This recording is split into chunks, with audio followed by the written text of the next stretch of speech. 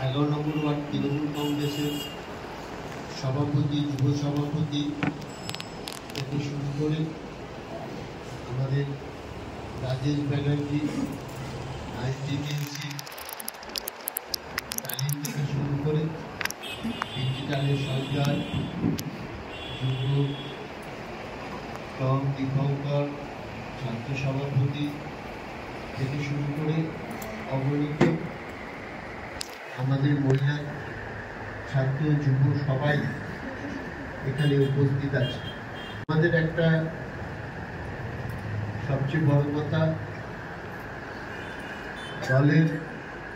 যে কোনো মিটিংয়ে যতই কারোর কাজ থাকুক সেখানে উপস্থিত হওয়া সবচেয়ে প্রয়োজনীয় এবং দলের প্রতি তার নিষ্ঠা এবং দায়বদ্ধতা প্রকাশ পায়।